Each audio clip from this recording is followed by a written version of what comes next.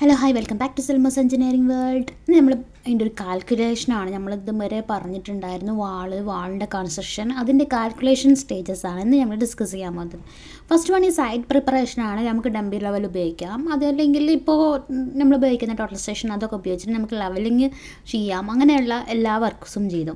Step 2 പറയുന്നത് material and ടൂൾസും, necessary ആയിട്ടുള്ള material ടൂൾസും നമ്മൾ കളക്ട് ചെയ്തു. ബ്രിക്ക് വേണം, അല്ലെങ്കിൽ block, cement, sand, water, steel pass, അത് ആവശ്യമാണെങ്കിൽ അങ്ങനെ കുറച്ച് മെറ്റീരിയൽസ് ഒക്കെ കളക്ട് ചെയ്ത് റെഡിയായി. സോ ഇനി മോട്ടറിൻ്റെ മിക്സിംഗ് ആണ് നമുക്ക് വേണ്ടത്. 1:6 എന്ന റേഷ്യോയിലാണ് ചെയ്യുന്നത്. എന്ന് വെച്ചാൽ 1 മീറ്റർ ക്യൂബിന് എത്ര വേണം? 1:6 മോട്ടർ. സിമെൻറ്റ് 1 പറയുന്ന പെർസെൻറ്റേജ് പറയുന്നത് സിമെൻറ്റാണ്, 6 പറയുന്നത് സാൻഡാണ്. സോ അതിൻ്റെ പെർസെൻറ്റേജ് കണ്ടെത്തി എത്ര മീറ്റർ ക്യൂബാണോ വേണ്ടത് വെച്ചാൽ അതിനെ മൾട്ടിപ്പിൾ ചെയ്തിട്ട് നമുക്ക് എന്താട്ടി ആ ഒരു എത്ര പെർസെൻറ്റേജിലോട്ട് അങ്ങോട്ട് കൺവേർട്ട് ചെയ്തു. സോ നമുക്കിതിൽ പെർസെൻറ്റേജിൻ്റെ കണക്ക് വരുമ്പോൾ ഒരു പാർട്ട് പറയുന്നത് സിമെൻറ്റും മറ്റൊരു പാർട്ട് പറയുന്നത് സാൻഡും ആകുമ്പോൾ 1/7 ഇട്ടിട്ട് ചെയ്യുമ്പോൾ നമുക്ക് കിട്ടുന്ന വാല്യൂ ആണ് ഇതിൽ കൊടുത്തിട്ടുള്ളത്. സിമെൻറ്റിൻ്റെയും സാൻഡിൻ്റെയും അതിൻ്റെ റേഷ്യോ എന്താ പറയുക, ഈസ്റ്റു എന്നൊക്കെ വരുമ്പോൾ നമ്മൾ അറിയില്ല 1/7 ഇപ്പോൾ അല്ലെങ്കിൽ 1/8, ഇപ്പോൾ 1:8 ആണെങ്കിൽ 1/8 ആ ഒരു റേഷ്യോ ഉപയോഗിച്ചിട്ട്, അല്ലെങ്കിൽ ഇപ്പോൾ സാൻഡ് ആണെങ്കിൽ 6/7 ഉപയോഗിച്ചിട്ട്.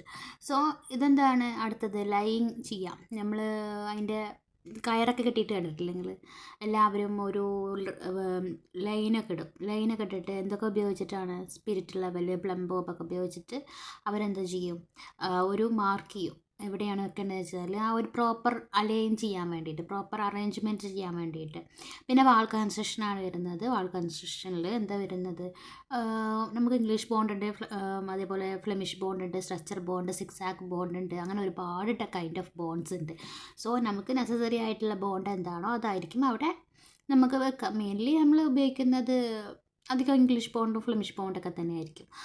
പിന്നെ ഗാർഡനിങ്ങിനൊക്കെയാണ് സിക്സാക്ക് ബോണ്ടൊക്കെ നമ്മൾ ഉപയോഗിക്കാറ്. പിന്നെ അടുത്തത് പറയണത് ഇൻസ്റ്റാളിങ് റിൻഫോഴ്സ്മെൻറ്റ്. അത് നെസസറി ആയിട്ടുള്ള സ്ഥലങ്ങളിൽ, ഇപ്പോൾ സിസ്മിക് സോൺസ് അങ്ങനത്തെ ഒക്കെ സ്ഥലങ്ങളിലാണെങ്കിൽ നമ്മളെന്ത് ചെയ്യും, ഒരു റിൻഫോഴ്സ്മെൻറ്റ് ഇൻസേർട്ട് ചെയ്യും. പിന്നെ ലിൻഡൽ വർക്ക് എത്തും. ലിൻഡൽ വർക്ക് പറഞ്ഞാൽ എന്താ, ലിൻഡൽ ഓർ ഓപ്പണിംഗ് പ്രൊവിഷനാണ് അത്.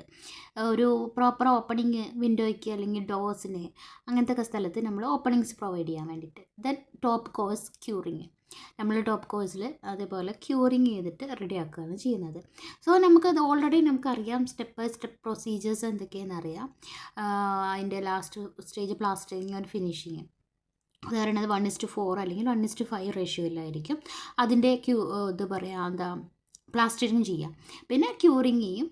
പിന്നെ പെയിൻ്റ് അടിക്കേണ്ട സ്ഥലത്ത് പെയിൻ്റ് അടിക്കും, അല്ലെങ്കിൽ ഇപ്പോൾ വാള് വെറ്റ് ഏരിയാസിലൊക്കെ ആണെങ്കിൽ നമ്മൾ ടൈല് വെക്കും. അത് ഇനി നമുക്ക് മെറ്റീരിയൽ കാൽക്കുലേഷനിലോട്ട് കിടക്കാം.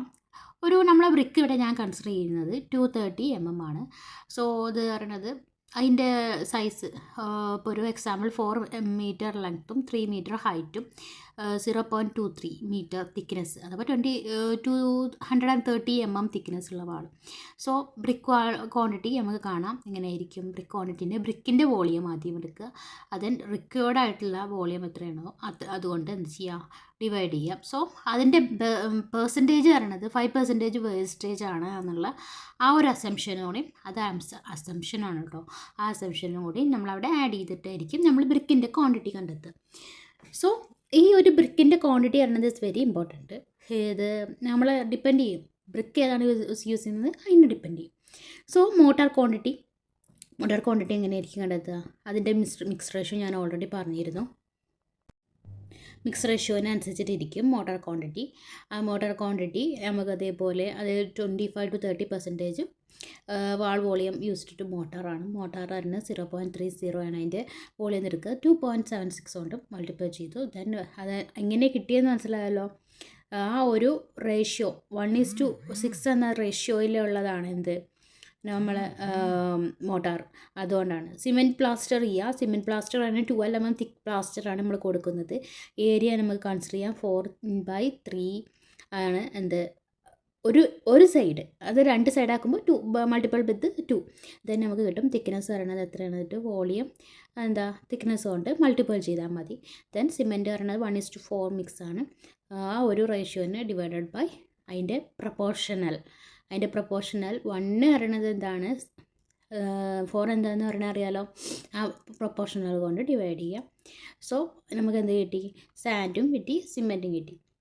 സാൻഡാണ് 1, എപ്പോഴും സിമെൻറ്റാണ് 1.